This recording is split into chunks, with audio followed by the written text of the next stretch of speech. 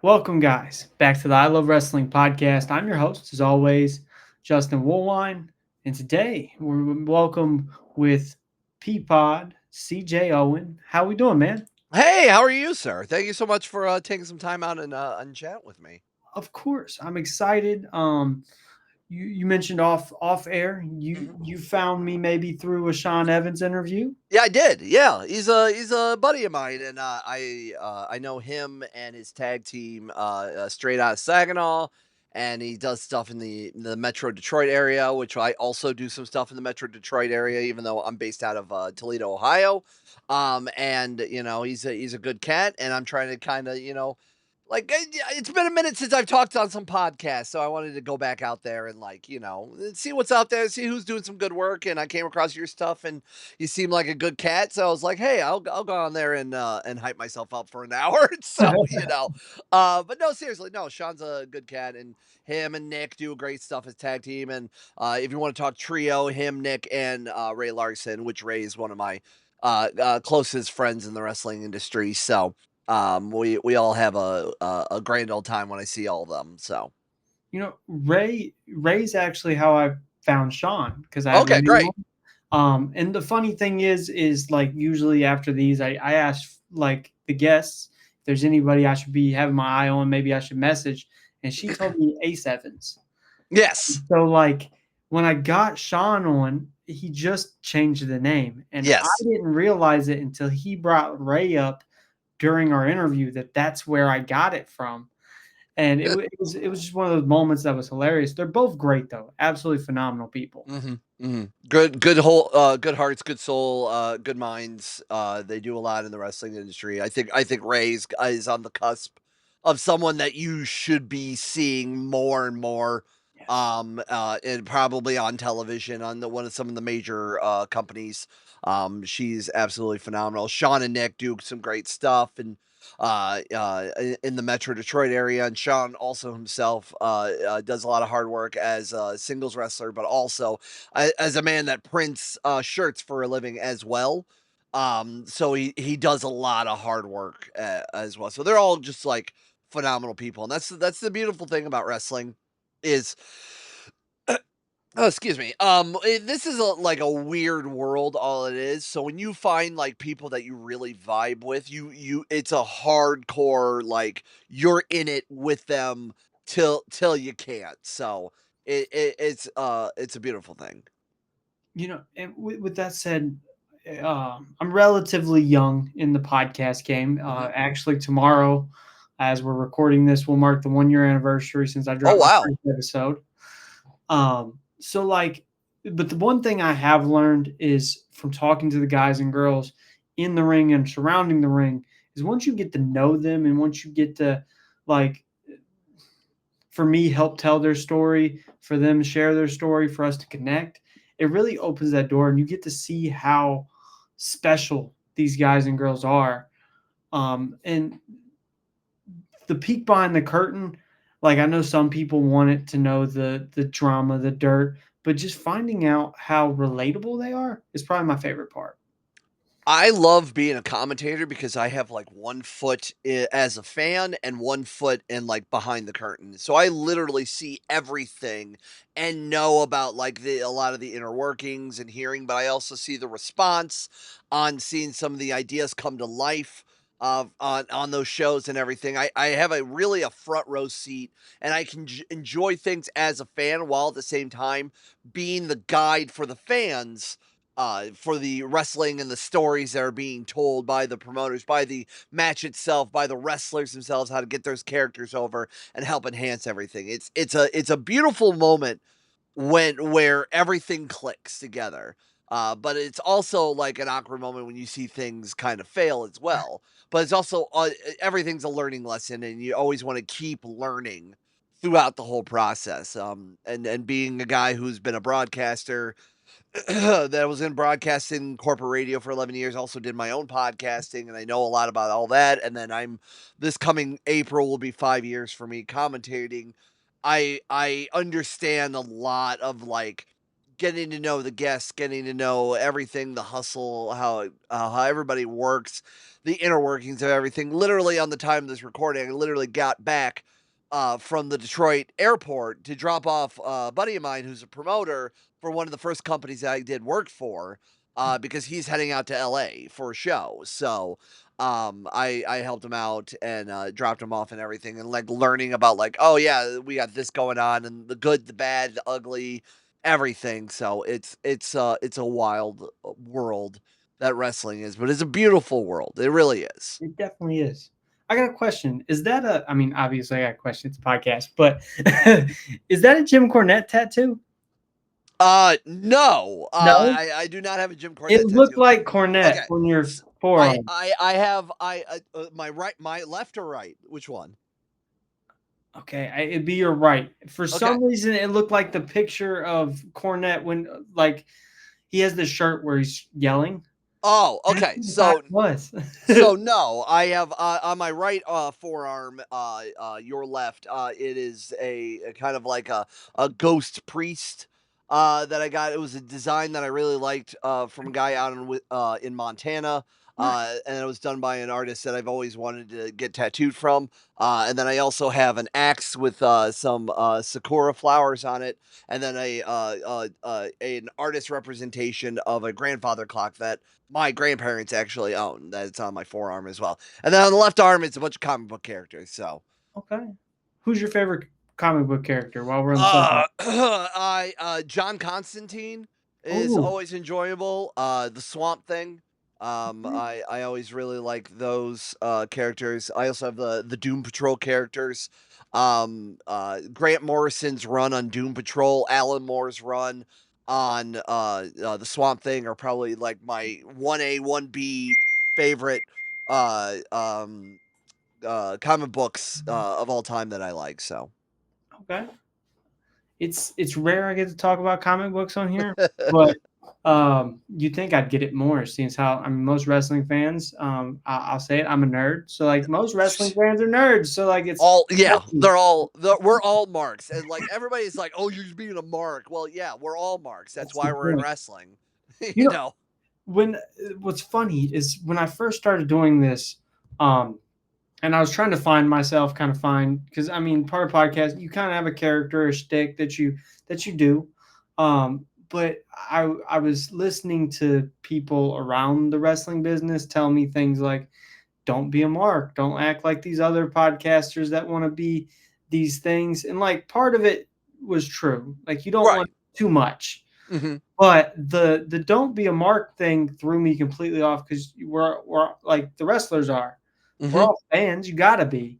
Like, Hmm. why else would I watch a bunch of dudes run around in their underwear if I didn't? If I'm not a fan, if I'm not a mark. So like that, I think that was the craziest thing I've learned from this is just to embrace it. Like, It's especially being a journalist, you still gotta embrace it's it.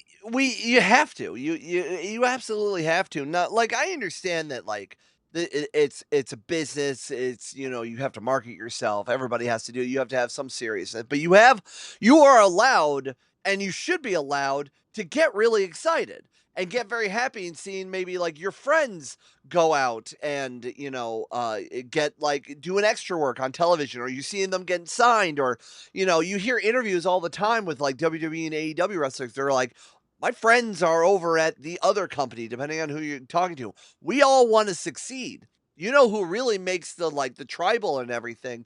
It's the fans, and it's also sometimes the corporate people. Everybody else in the middle, the people that work there are like, we're all in the same boat. We're all like just want to do wrestling. They love wrestling and they want to make a living off of it. And that's what everybody in the higher ups are in the independents, yeah, you get some drama. You get some people that want to do the odd, like trying to undercut people and everything. That's an old mentality, very carny mentality. When you hear the term carny mentality, it's that of just trying to like undercut somebody to get ahead. But like, you know, when you're on the independent scene, nobody's making millions and millions of dollars. Nobody's doing that. We're all just trying to get better. Yeah, it's a competition. Yeah, everybody wants to get their spot, but like at the same time, there are ways to get there ethically and professionally. And then there's ways to cut corners and do it carny wise. And depending on where you land on the spectrum of all that, it shows you kind of it's good and bad that wrestling may never be like as serious as a sport, because like it is a sport. When they say the term sports entertainment, it is sports entertainment. It's an athletic play, more or less. That's what wrestling is. You get to suspend the disbelief of professional wrestling, and then dive into the story, the characters, the why of it all. And that's my job as a commentator, to help all of that, to help set the scene. We're the narrators of the story. But you have to be in shape to do those things, because the ring is not a trampoline or padded or anything. It is a metal frame. It is thick pieces of flat wood and a small padding, so the canvas of the ring and the hardwood don't rub onto each other every time somebody's being slammed on it. So that's it. So you have to be in shape, but it is also a performance. And you have to be in some sort of athletic shape to do said performance. For you as a fan, whenever maybe a non-fan of wrestling approaches you and they hit you with the old "it's fake," how do you combat that? I go, it is predetermined. Hmm. But the people there who are doing it are still hitting each other. They're just, the same idea of like, well, the movie's fake. Hey, the Marvel films you like are fake. Hey, Star Wars is fake. Hey, all of those things are fake. It's a performance. They're putting on a show, much like wrestling is putting on a show. It's just the wrestling you're seeing. It is a very athletic. It's a very dance, so to speak, of multiple people doing things and making sure they're doing something that it does get everybody does get hurt, but they're also showcasing the performance.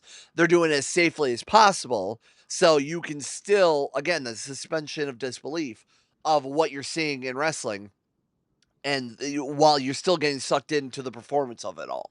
So they're still doing what they're doing, but I welcome anybody to learn how to do what they're doing and find out how fake, quote unquote, it is, because I've set up plenty of rings. I've not taken a bump myself, but maybe I need to learn maybe one day, or whatever, just to know how to do it.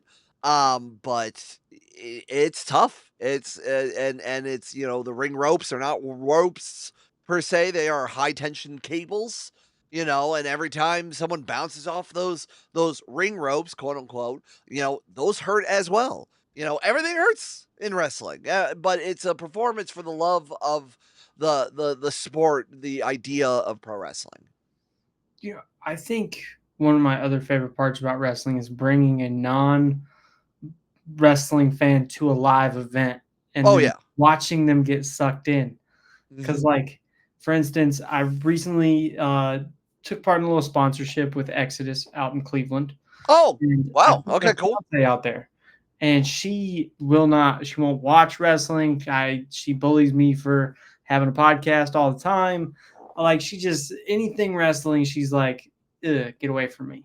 Mhm. And I convinced her, like, obviously for me, 1 year, not even a year in doing sponsorship with Exodus, it was a big deal to me. So I was like, "Can you go?" And she went.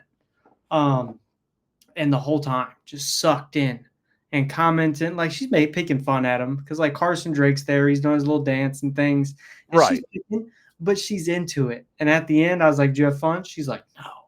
I'm like, "You're such a liar." But I just love it when non-wrestling fans see it live because it's not like TV. It's completely different. It really is, and there's nothing about, like, live wrestling, whether it's, like, regular traditional wrestling or, like, family friendly or lucha or death match or anything. There's nothing like a live wrestling show is just hits just a little bit different.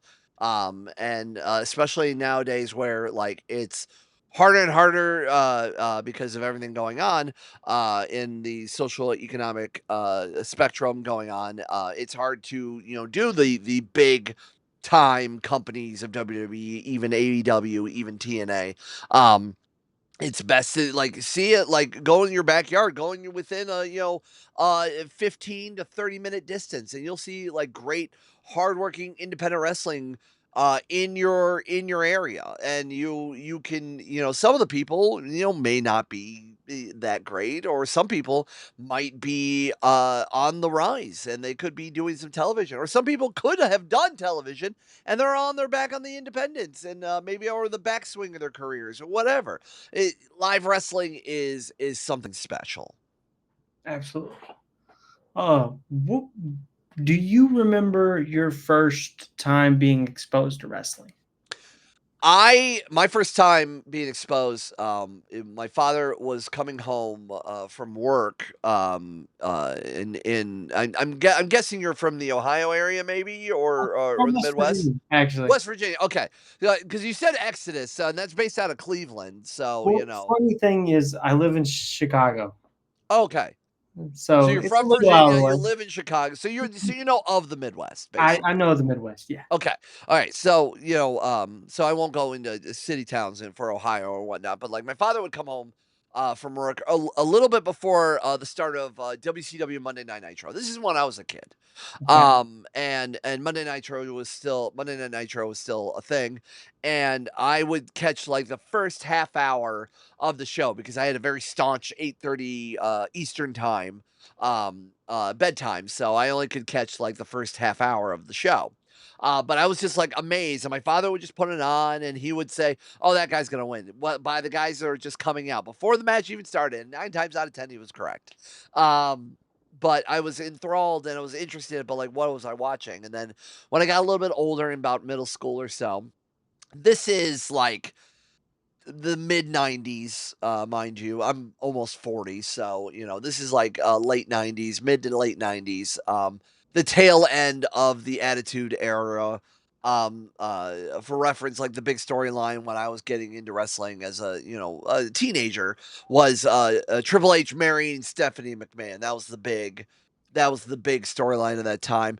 The first time I ever went to a I believe it was still W no, it was WWE at that time because I think the WWF name change happened, I think, a little bit after this. But the first live wrestling event I went to was the Monday Night Raw in Cleveland, Ohio, where Shane McMahon announced that he bought WCW. So like that was a big like first, like, you look back, and then like that being my very first live event that I got to witness was huge. And then I was a fan ever since in college. I did a college at the University of Toledo. I did a college radio. This is before the podcasting boom, obviously, and we had a Saturday morning college radio pro wrestling talk show, and me and my closest friends, and that's when I learned more about like the independent scene and like the Japanese scene and the Mexican scene and the UK scene. And I like throughout college, and mind you, this is like the early to mid 2000s now. I learned like everything about wrestling, and I was so enthralled into it.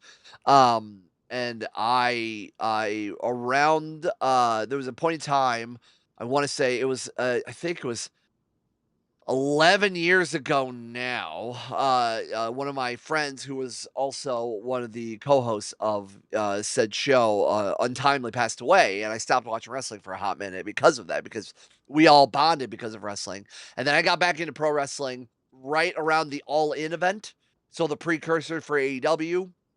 And then since then, I got into wrestling again. I got into the independent scene again, and then I was brought in as a commentator once I left the radio industry in April of 2021. And they're like, you have a great voice. You hold yourself. We know how hard you work on like your own projects, and everything. And now since you're not in corporate radio anymore, would you be interested in doing some other broadcasting stuff? And they asked me to jump on the commentary desk for Ruthless Pro Wrestling, based out of Northwest Ohio, Southeast Michigan, is a deathmatch company. And I'm like, I'll give it a shot. Why not? And I learned to develop, and I really learned how to enjoy it. And then it got to the point where I'm like, all right, I'm developing my own style. I'm learning from some people how to do it. It helped that I was a broadcaster. I was a radio morning show host in Toledo, Ohio for of the 11 years I was in radio, of 7 of those I was on air for a rock station. So there's a difference between calling, wrestling holds and calling Nickelback songs. So, but I've developed into my own style and people really liked it. And then I've started, reaching out to other companies about commentary stuff, and I bought my own equipment, and it snowballed. And now I do commentary for, I want to say, if I list all the places that I've done commentary for, I think it's at least a dozen companies now. Okay. So it's been a wild ride thus far, and I want to keep going until I can't. I'm gonna go as high as I can go, and until I can't do it anymore. So, So back in the day when you was learning about the Mexican scene, the mhm, Japanese scene, mhm. the European scene, was that still during tape trading, or was that Um, in the a, start of a, the internet? a little bit of both. Okay. It was a lot of big. I was part of like some wrestling forums that people would like record a lot of events, and then they would sell the DVDs of the tapes basically, and then they would send them out. So I learned a lot more about a lot of that stuff, but also a lot of torrents, a lot of like, so it was a lot of like old school, new school tape trading, quote unquote. I never had the actual VHS tapes to tape trade, not yet at least, or not then, because at that point it was DVDs or CDs really. Someone would burn a CD and then they'll send it to me, and then I'll get it from my, college dorm mailbox, and I'm watching, Dragon Gate, I'm watching New Japan, I'm watching Japanese indies, I'm watching Lucha Libre, I'm downloading torrent shows of Lucha Libre events or of like AAA or CMLL. I'm learning more about like the UK scene, that people like upload their matches to different wrestling forums and things like that. So it was a combination of both to learn about that stuff, and then like just people covering it. And then like little clips and music videos and things like that, that I got to like learn more about everything. And then I was big into Ring of Honor. Was the big independent for me, and Ring of Honor would come to my area. I either like we would travel all of us in a car to go down to Dayton, Ohio, and from Toledo to Dayton is like 3 hours, or like we'd go up to Detroit, Michigan, it was about an hour and a half, depending on where in Detroit, for Ring of Honor. And, I also went to like, there was an independent called Chikara, which was like a family friendly, like comic book characters come to life style of wrestling. And like I went to the very first Cleveland show, because at that time they were only East Coast stuff. They were only doing it in the Pennsylvania area, and they were starting to like branch out and do beyond that and doing shows in other states and cities. So it was wild. So it's a combination of both, really. Who were some of your favorites like growing up? I mean, when it came to like television, The Rock was always very fascinating to me. Macho Man, Randy Savage, Rowdy Piper. I always thoroughly enjoyed Rowdy Piper. I in the independents, I learned more about like Brian Danielson and Nigel McGuinness and Eddie Kingston, Chris Hero and Claudio Castagnoli. I learned more about like from Pro Wrestling Gorilla in the West Coast. I learned more about like the Young Bucks and Kevin Owens and El Generico, and some of those wars and everything in the UK. I can't think of like anybody like I really liked from the UK when I was growing up. I just really liked that world of sport, like chain wrestling, technical wrestling Okay. style. In Japan, I was enthralled with the company called Dragon Gate, which is still in existence now, especially in college. So I'm learning more of those guys like Shingo Takagi and Shima and Ultimo Dragon and a lot of those people as well. So it was just like really throwing myself into the entire world and like of wrestling, and not just like on on the TV. It was just like all the people. So like now watching some of these people that I saw like the independents and like gymnasiums and VFWs and things like that, or I've watched on like online or whatnot. And now they're on television, for WWE or AEW and everything. It just makes me very happy because like I almost grew up with some of these people. And there's even some of the independents that I work for shows for that I as a fan would watch in like the mid 2000s while they were starting to get in their careers, and some of them are still doing it, maybe at the tail end, or maybe they're still doing some stuff, or they do some things on TV and not, or they help behind the scenes, and I will be interacting with them at shows, and they're some of my like nicest colleagues, or people that that have helped develop me as well as a commentator. So it's again, it's a crazy world. So when you're working and you're doing your commentary thing, Hmm. and you see somebody or you meet somebody that you've seen on TV or you was a fan of, how do you approach them and let them know, hey, I appreciate what you do without going overboard about it?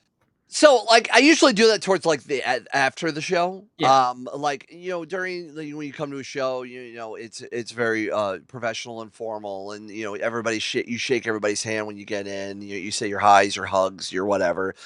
You acknowledge everybody in the back and everything. And then after the show, you say your thank yous and everything, and that's when I kind of like slide in. I'm just like, it's like, hey, thank you so much. It was an honor talking to you. It was an honor calling your match. I've been a fan of you for a while, and things like that, and maybe I'll snap a photo if I'll have time, or things like that. So it's just like, if you just be real with them and really just go, like, hey, I really appreciate what you're doing. 9 times out of 10 they're like, hey, thanks, appreciate it, and things like that. Like I remember, and like this is me, and like to some to the story may not be a big deal, but I think I this is something important to me. There's two instances where like I watched a wrestler and as a fan, and then now, as a commentator, I got to be able to call their matches as well, and they've done a lot in the industry. Some have done the two guys you did television, or like they ran their own companies or whatnot, and now they're like the tail end of the career, but they're still helping out the business in different ways.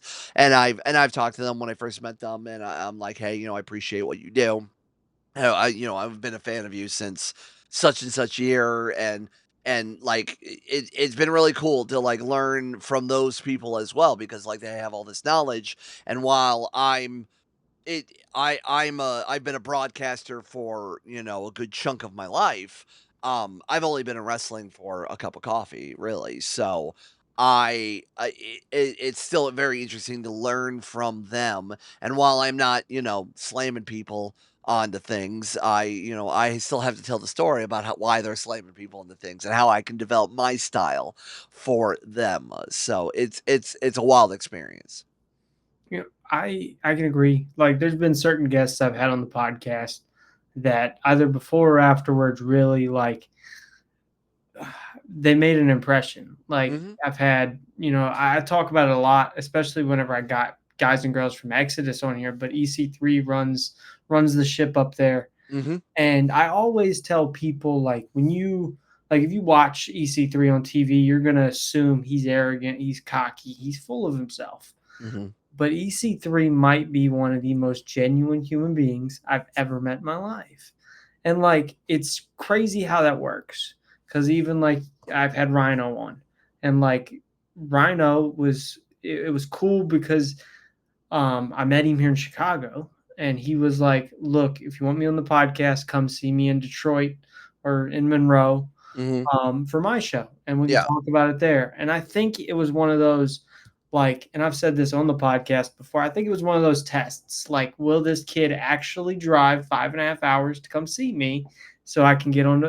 And I did. The next show I was there, I waited like an hour and a half after the show to talk to him. Um, which was cool because I knew some of the guys and girls that were there from the Chicago scene. So I just Hmm. chatted with them while he was busy. And at the end, he just looked at me and was like, "You showed up, huh?" And then next thing you know, he's on the podcast. So like, and somebody like Rhino or EC3, you're like I said, you're gonna assume they're not nice people because on Mhm. TV they're not nice people. Have you ever had an experience where like maybe you think this person's gonna be one way and they're a complete 180? A lot of deathmatch wrestlers, you think that, because for a living they are slamming each other with, light tubes and cutting themselves up with barbed wire. The deathmatch wrestlers are some of the nicest people, I have met. I've played Magic: The Gathering with some of them after deathmatch tournaments. I really enjoy a lot of those people. There hasn't been there's only been like a couple of people that I have met, and I'm not gonna throw them on, like, I'm not gonna throw them over the bus or anything, that I'm be like, I'm not a fan of that person because of how they held themselves or how they acted towards me, for a show. But a good 98% of the wrestlers that I have interacted with and worked with are either like, I'm indifferent or they're very, very good and very nice, for what they are. But a lot of deathmatch wrestlers, you think that they are terrifying people, and they are some of the nicest, the most down to earth people. Some of them will punch you in the mouth if you mouth off, if you fuck around and find out. Yeah. But most of them are genuine, just real, honest to goodness people, and that's what I rather enjoy about that. Yeah, just bringing up deathmatch wrestling, a lot of the guys I've noticed are like that. Like a lot of these guys that go through these gruesome, hard hitting, crazy matches. Like I've talked to Madman Pondo and Mm, Too Tough Tony. I've had Tarzan Duran on here. mhm. Guys even from like Australia, like Joel Bateman. Oh, I love Joel Bateman. I love him to death. Is He's it somebody I got to get back on. great dude. Yeah. But like, they're great. There's so many people. One of my favorite people to talk to from the death matching. There's a couple. I could go on, but there's a couple that have always really made like a big impression on me. One is a cat named Remington Roar, who is currently based out of N not Nebraska anymore. I forget where now, because I know, yeah, I know he was, based out of Cincinnati, and then he had to move back home, to help his family, Kansas, that's it, because he's the beast of bleeding Kansas, that's it. He is built like a Mack truck. This dude will, like, just, like, chew on tubes in the middle of his match. He is the biggest sweetheart and probably like the biggest heart ever. And I always love seeing him. I haven't seen him in a hot minute, and I miss him terribly. And then there's another guy, who down to earth, like for real, is like the most genuine nice person in the world. And every time I see him, he'll take some time out to sit down with you and talk to you and everything. But the moniker is Public Enemy number one, Eric Dillinger. But Eric Dillinger is probably the sweetest man in the world. And like, if I'm friends with him on his shoot, Facebook page, and like he's taking photos with his wonderful wife and his kids and whatnot. And I'm just like, this, it just makes your heart warm. And I'm like, it's beautiful. It's beautiful. But like, it's like, you want to know that I just saw this man go from one ring rope to another and drop kick a man into a bunch of tubes and glass and whatnot, the other day. You wouldn't know, but it's absolutely wild, the dichotomy of that. Another one that I really enjoyed, Doctor Redacted, sweet guy. Again, like, we'll hang out at a show, we'll play Magic, and things like that. And him and his fiance, who are both lovely people. But like when the show's on, he is a madman. He's throwing his body into things. He's just like a tornado of violence. So, but it's great. So and like just in general, like you mentioned EC3, I met him once. I did call an NWA World's Heavyweight Title match in Cleveland, Ohio, last year for an event called Converge, which had like a bunch of Ohio companies and Midwest companies all come together because SummerSlam was in Cleveland, Ohio. So they kind of did the thing where like during WrestleMania, like everybody comes together and, does independent shows around the area. Yeah. But yeah, we did an event called Conversion. And the main event was him, EC3 versus Atticus Cogar for the NWA World's Heavyweight title. And that was I even have a photo of the NWA World's title because like that's like a big deal. That's like a big title, obviously. The most historic wrestling title is still in existence. So yeah, that was cool. I'll see him again in October. He's booked on a show in East Ontario for a company called Norfolk County Championship Wrestling. So I'm very excited to meet him in person again. Like, just going back to EC3, I think the coolest thing is like I had him on, we did the podcast, and like he was real brief to start. Mhm. Like you know how before we got on here we talked for a second. He was real brief. Then we did the interview, and he gave me an hour, but like we went over the hour. He got into it. We had fun, and then afterwards we proceeded to talk for 45 minutes. And he gave me all this advice.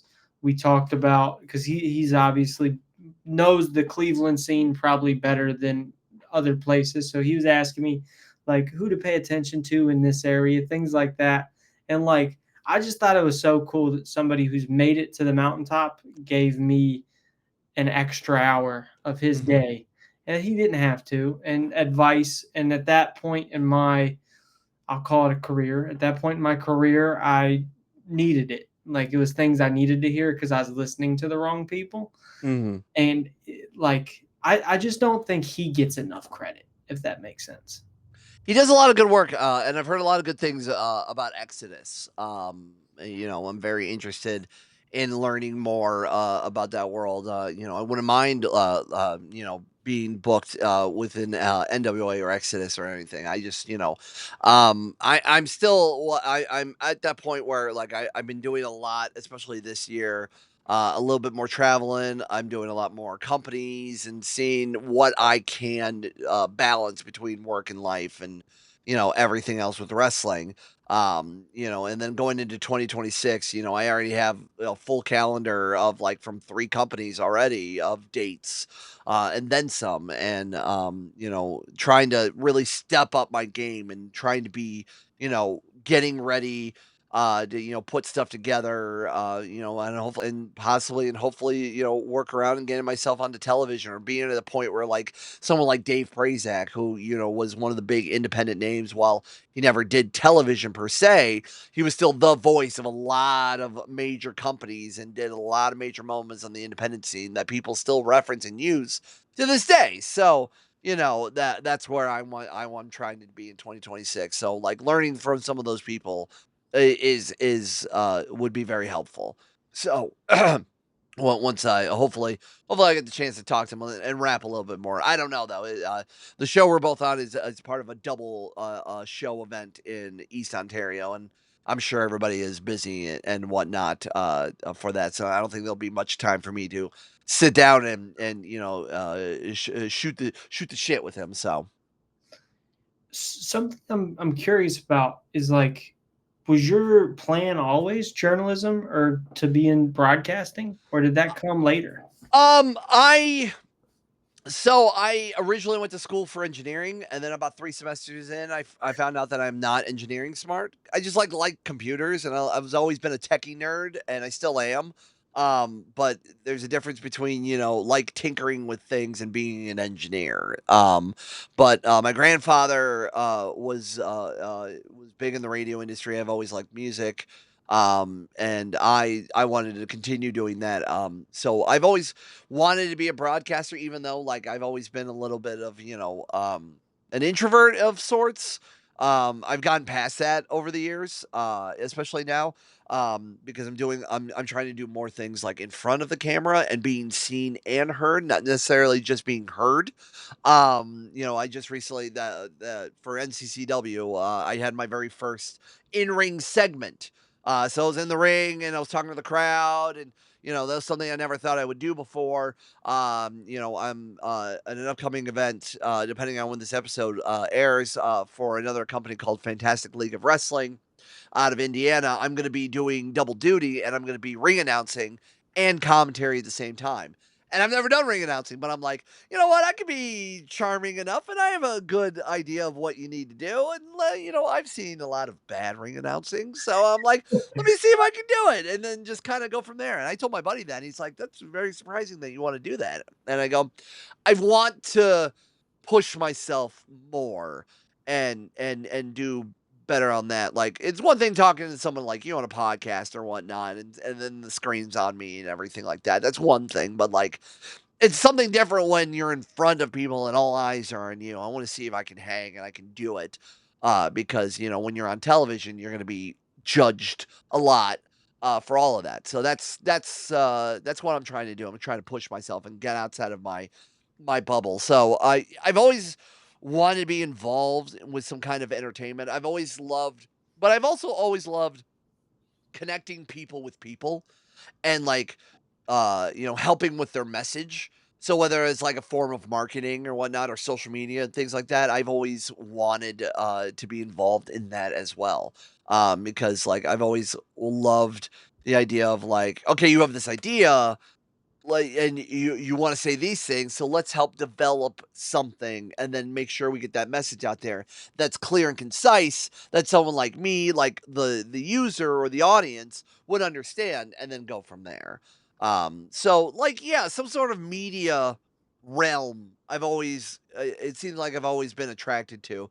But again, like I almost kind of fell into wrestling, and I fell into broadcasting, and I found out that I'm pretty darn good at it. So I'm gonna just keep on keeping on. So with that said, if there's somebody that like maybe wants to pursue a route in ring announcing or Yeah. wrestling commentary, what advice would you give them? I think the best idea for that was just, learn how to be comfortable with people, how to have a thick skin. But like also don't like go to your regular wrestling shows and just go, I want to ring announce for you. Like build up to that. Like go out, see what you can do and help out like a show, whether like passing out flyers, setting up chairs, staying afterwards and clean. That's the big one, really. Um be helpful on like being a resource to help like the promoter or the people in charge to take them off their plate, and see something you can do with your time, money, energy, whatever. Without being, being a patsy, or being, your work not getting anything out of it. And they're saying, oh, if you help us, we might put you on a show one day. And then no, like do that to a point, but like also at the same time, like know your worth. Um, but and then like learn how to, be in front of a mirror or be in front of some other people and like know how to like present yourself, make sure you look good, things, some people say get a suit, but I'm not a suit guy. So I'm going to be like, look presentable, have your own style and your own attitude, but don't try to emulate too much of something or someone, and just really be original, but also be helpful and learn how to shape and be able to be malleable in certain aspects. Where do you think the line is from trying to push to help and trying to overstep and be involved in something maybe you shouldn't be? You get what I'm trying to ask? Um, I it's really that's an interesting question, actually. I've never even thought about that. Hmm. I think the line would be that if you're getting taken advantage of, it's everybody has an opinion, and everybody has one, and they all stink. But like understand and see how certain people talk to other people and how they hold themselves, not necessarily hold themselves when there's an audience, or hold themselves in front of everybody in social media, how they actually talk to people and talk and how they handle themselves, and like listen and watch and understand what's going on. Be I always say that, like, I know enough to be dangerous, but, like, um, I would never do anything to, like, cause harm when if I find that something is not my gig or it's no longer beneficial to me, I will find a way to, like, go, "Hey, this is how I'm feeling. I think at this point in time, I think we need to go our separate ways," and things like that. So, like, understanding, like, what is going on around you and be mindful of what's going on, and also trust your gut. Because, like, if your gut says one thing and you keep doing the other thing, but your gut saying, I'm having thoughts about doing this promotion, doing work for this promotion because of A, B, C, and D. And he's like, I don't know how I feel about it. And I'm like, what does your gut tell you? And that person will say, well, my gut telling me is this. And I go, follow it. Because 9 times out of 10, you will be right. And lo and behold, some of the advice that some people have come to me with, not saying that I'm like a veteran or anything like that, but like I seem to have a good head on my shoulders and I'm very approachable and very nice. And, people tell me things and people go like, I feel about blank. And I'm like, well, this is what blank is doing, and these are the things that are happening, and you need to understand certain things. But also, if you're not happy with it, then if you don't think it's going to be beneficial with you, don't do it. So what be a part of the team, but also understand that if in the grand scheme of things, it's also not helping you as all. Get out of it. Absolutely. Something fun I figure I'll ask is, the nickname is Peapod. How'd you get that? So get ready for the most boring story ever. Okay. I originally went by Peapod for my wrestling and my radio career. Senior year of high school in 2004. One kid who was a friend that I made that year and was a friend of mine for a little bit after when I left for college. He met me the first time. He went, "I'm going to start calling you Peapod from now on." And I go, "Why?" And he goes, "It's the first word that popped in my head when I met you." And I'm like, "Okay." So, like, senior year of high school, my friends called me Peapod. When I got to college and I got into college radio, I always loved the idea of having a DJ name. And, so I got, I called myself Peapod then, and then all of my friends calling me that, and people who knew me from the college radio started calling me Peapod as well. When I graduated college, and then I joined corporate radio, when I was able to have my own radio show and radio program and radio shift on air, I asked if I can call myself a name because everybody was already still calling me Peapod. So like, and they're like, yeah. So I'm like, okay, I'm gonna call myself Peapod on air. And then when I got into wrestling, I was like, people already knew me in the area as Peapod. I might as well stick with it. It's something unique and individual, and different. And then it's gotten to the point though where, it sounds a little goofy, when you wanna be a kind of a more serious, commentator. Guys like Excalibur or Taz or, whatnot, they were, or Jesse the Body Ventura, they were all wrestlers that also then just later on became commentators and I'm just a commentator. So I don't think necessarily a name like Peapod would be coming off as genuine. I don't want that to come off as like a joke. And it's hard for like a commentary partner for a serious moment, and then all of a sudden they have to say the name Peapod next to it. It's like you get it now. I am slowly moving away from Peapod. I'm never not gonna be Peapod. People knew me, especially in the deathmatch scene and whatnot. And when I got my start, I was called Peapod. Still, I will still answer to it. But now I'm shifting over to the name CJ Owen, which is technically my name. My initials are CJ.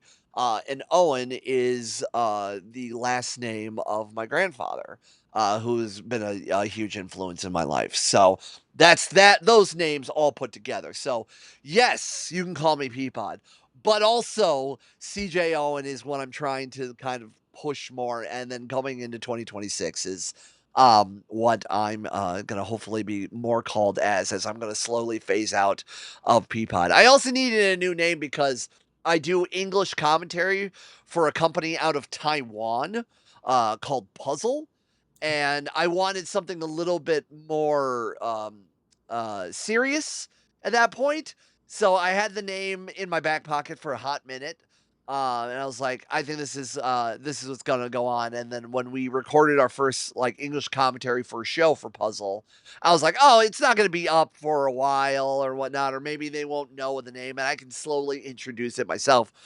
No, they announced it. They announced like, hey, we have English commentary. They said it in like Chinese, and also in English, and I'm just like, "Oh, okay, so we're gonna hard launch, the new name too." So, I'm slowly, phasing it out, but I will be called, I'm still called by both, depending where I'm at. Usually, Peapod is more for the deathmatch scene, because people know me from there from that, and then CJ Owen is from most of my other companies as well.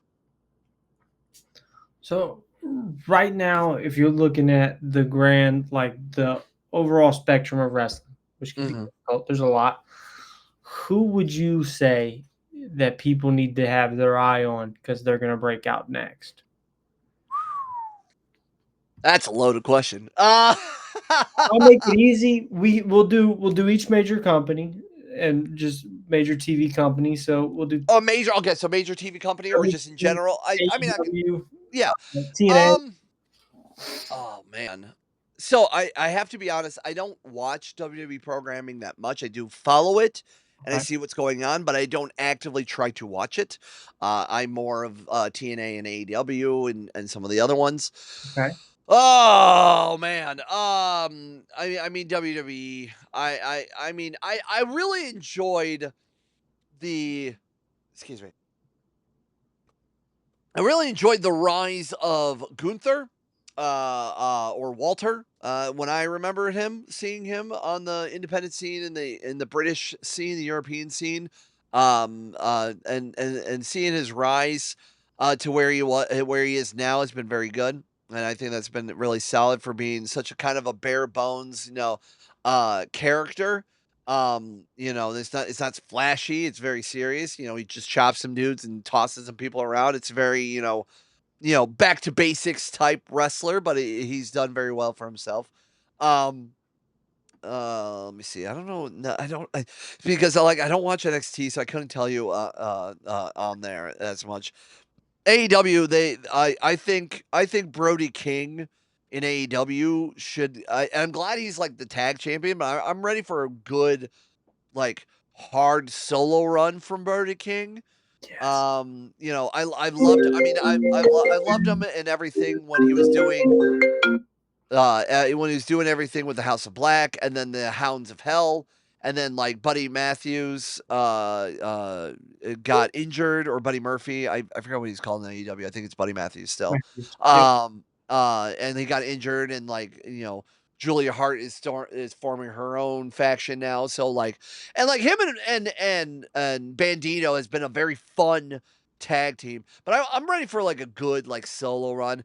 Um I think Kyle Fletcher right now has been phenomenal as where he's gotten to. As a guy that he first came in as part of doing stuff in New Japan as a tag team wrestler, he is really, really coming to his own now, and I think he's been phenomenal. He's going to be something really big in the upcoming years, for sure. When it comes to the independent scene, who I'm seeing right now, in the Midwest, and like some of the East Coast and West Coast, trying to see when I was going around. I think Akira is a guy that has done very well for himself. He was in MLW for a hot minute. He's moving away from death matches, but he's a very good and hybrid wrestler. He was in a Japanese company for a good while this year called Big Japan Pro Wrestling, and he won their title. Which is a deathmatch company in Japan, but like he being a foreigner guy and being somebody from the United States, winning a major Japanese title and then bringing it back to the States for a couple of visits is a big deal. I think he's somebody should keep an eye on as well. I spoke highly about Eric Dillinger He's another cat that I think he needs that people should be keeping an eye on. Another guy from Indiana area, guys, Danger Josh Crane. I'm always a big fan of. He is that big, and while he's a wrestler of like 12 years because he started wrestling in Japan at like 17. So like he's like a veteran in a sense, but like he's still in his early 30s. So, he's in prime to do more stuff. He's been very, very fun. I'm trying to think of like just the Rolodex of wrestlers and whatnot that I've always think I'm like this guy could be on or this girl could be on television. Obviously I spoke highly of Ray Larson. I think she would be great on television. Um let's see. I mean I do work for a an all women's company called Divine Pro Okay. wrestling, and being part of that world has been very fun. Not only just of representation of everything, but like giving a stage for a lot of these women, like and like everybody, and also people who are gay or trans or whatnot. It's been very fun and very good. It is very good, especially in today's society. In today's political climate, that we give those representations to gay wrestlers, to trans wrestlers, to women, in general. Like my commentary partner for Divine is a young lesbian woman. Our champion now is a trans female woman, a black trans female wrestler. It's important to have those spaces and everything that I feel that we need. So, I guess our company, our champion for Divine, Storm Garcon, is somebody that um you really you every time she comes out, everybody's infatuated with her. And she really, like, pulls you in, and you really feel for her, and you really cheer for her on, like, we did a show at a gay club, recently in Ann Arbor, Michigan, and she won the title there, and I that place, I wasn't there for it, unfortunately. I had to do commentary and post, but, like, what people told me is, like, that place became unglued when she won, and that's the beauty thing about wrestling is when you can have those moments that people can really like latch on to, especially what's going on right now. So I think those are some of the names off the top of my head without like really diving deep of like that I think that people should keep their eyes on because I think they're all going to be doing something big. Absolutely. I got two more questions, and then I'm gonna let Yes, you go. excellent. This is the next one's it's a new segment per se. My little brother, he's a big part of the channel. We call him Nasty Nate. He like we'll do live streams, and he's always asking us like, what's our starting five for drinks or matches or just random stuff. And by that, like basketball teams have their starting five lineup. Mhm. Mhm. So my question is, if you was a coach, you have to pick five men, women to start on your team and to be a part of your team Man. from any walks of life. Who are these five people going to be Oh man. Okay, so do they have to be like current or like is it like of all time? of all time? Okay, great. I first off, I immediately say Roddy Piper, just because of like that's a man that I feel like you talk about a guy that can do fantastic things on the microphone, and know how to draw you in, and like while he wasn't like in ring, he's not like the biggest or the flashiest or the craziest person. He is somebody that will like you are infatuated with, and like you when he was a face, he was a great face. When he was a heel, you wanted to just punch him in the nose. Like he really made you feel for what he was talking about. So that was something that I've really enjoyed. Um, oh man, this is gonna be tough. This is a guy that I will always speak highly about. He's done a lot for like connections, and I've learned a lot from him as well, just in general about like wrestling and like putting on a show or matches and things like that. Is a cat named out of the Cleveland area, Ricky Shane Page. He's done wrestling himself. He's done wrestling for about 20 some years, death matches, regular wrestling. He's been a heel, he's been a face, he's knows a lot. He's like 6'4", he's 300 pounds, brother can like do a beautiful moonsault. Like he's very smart, and he's someone that I really confided with for opportunities or and work with, and like I've always enjoyed his mind. So that I think that'll be number two. Number three, I think I will say that I think Will Ospreay is, when you talk about someone in the modern era of like one of the best pro wrestlers in the world, I think Will Ospreay is in that conversation. I think he's done fantastic stuff, and as much as I love like Kenny Omega, I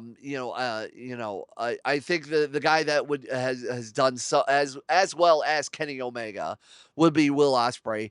Um, I think I would also throw in Kenny Omega as that fourth slot, because I think he has done in phenomenal work for not only Japan, but like really adapting himself more for like the United States audience. And he's somebody that he's brought into. Will Osprey, whether it was like junior heavyweight Will Osprey or like current day Osprey, where he's like bulked up more and he's slowed down a little bit, but he's still doing some phenomenal, work inside of the ring. It really combines the eras of like the Japanese strong style and the high flyingness of today's wrestling and whatnot, and just kind of all put it together. And then I gotta put a woman. Obviously, I really should.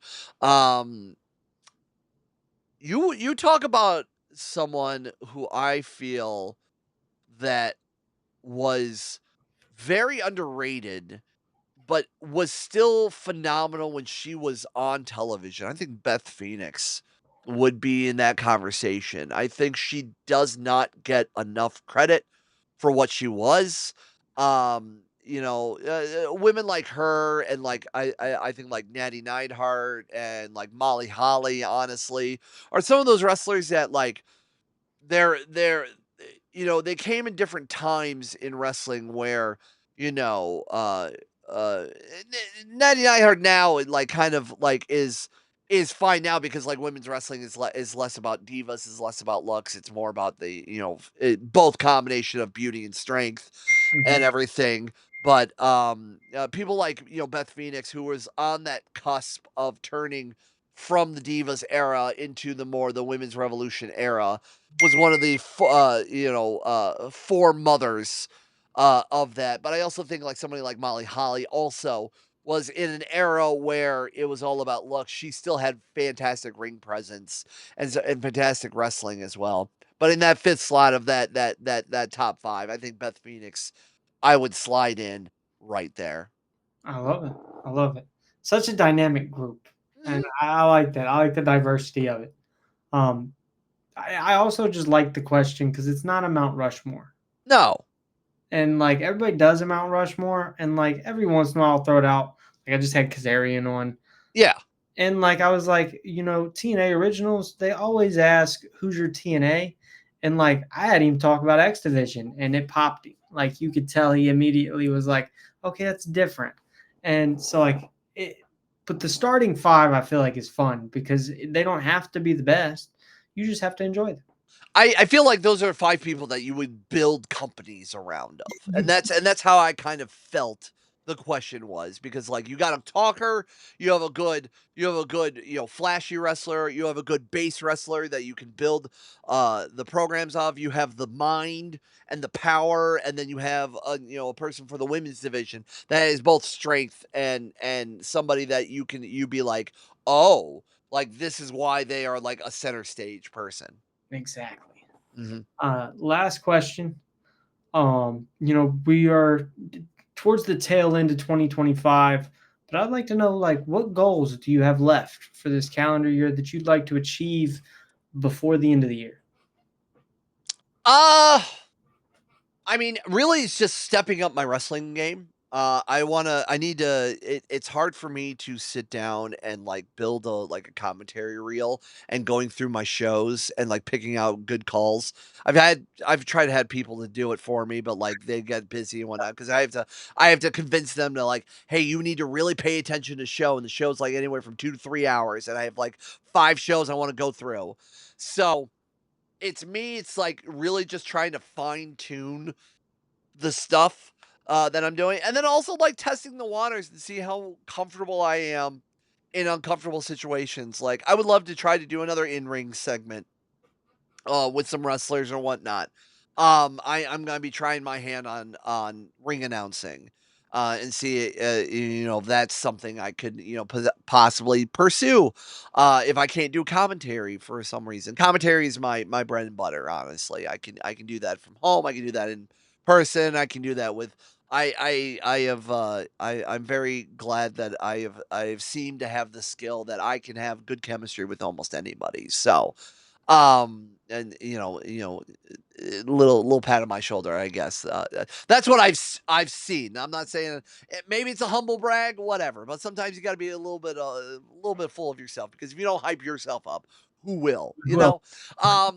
So it's really just like pursuing all that, but like and then getting some of the stuff in front of some of the bigger people that are doing stuff in the independents, and getting opportunities there. So it's just pushing as hard as I can, and really stepping up my game, because in 2026 I really want to reach up, like in the next echelon of places. I want to go to the West Coast. I've never been booked in the West Coast. I want to go to the West Coast. I would love to go to a foreign country and do commentary, whether it's, Mexico, whether it's Japan, whether it's, being in person in Taiwan for Puzzle, whether it's going to the UK and being a part of something over there. I want to do something like that. I really want to really fine tune and work on myself as well, and like find my look, and continue with my work and my look. I've been going to the gym very regularly since February this year, because I've turned 40. I have a history of heart problems. I have a history of my family has a family history of heart problems, diabetes, things like that. So, like, I need to stick around for my family, and things like that. So, but I also want to look good on television. So I'm working on all of that, and my own strength and my own conditioning, and just my own style, because it's more than just this. It's this right here, as I point to my throat. Um uh so that's what I those are my goals for 2025 to 2026, is just fine tuning and improving and really stepping up the game and going from there. okay. CJ, I want to say thank you first and foremost. This Of was a course. great time. Hour flew by. Didn't even seem like it was been. No. uh, Before I let you go, you wanna shout out your social medias? Let the fans know where they can check you out.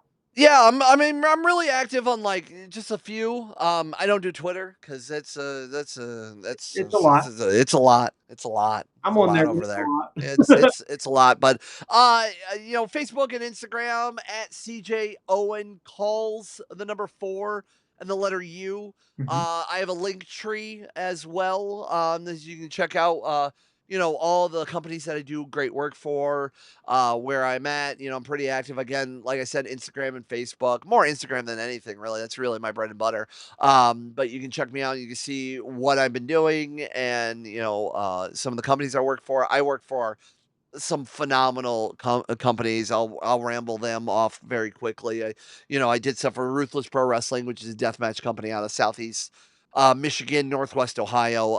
Flophouse Wrestling. I do stuff out of Wisconsin with We Love Wrestling, which is like a mixed bag of like regular wrestling and deathmatch wrestling. I do stuff for Fantastic League of Wrestling out of the Indiana area. I do stuff for Clash Wrestling, and Divine Pro, which are both outside of the Metro Detroit area. I do stuff for Norfolk County Championship Wrestling out of East Ontario. I do stuff for a company called Sharp Wrestling out of Toronto. I just recently did the commentary for Tournament of Death for Combat Zone Wrestling, and I would love to do more from them, but they're based out of the East Coast area as well. I do stuff for Neo Pro Wrestling out of Canton, Ohio, which is a fantastic Ohio company, probably one of the best in Ohio going right now, only 3 years strong. And yeah, that's it. And go watch wrestling, and be good to each other. Don't be a dick. And yeah, that's all I got. And go listen to my friend Justin here and his phenomenal podcast. Thank you, man. I'm gonna leave the door open as I do always. Absolutely, would love to. Part two. Let's do it. We'll sign it up. Let's do it. I'm in. I always love to talk. Obviously, We'll leave that at see you next time then. excellent.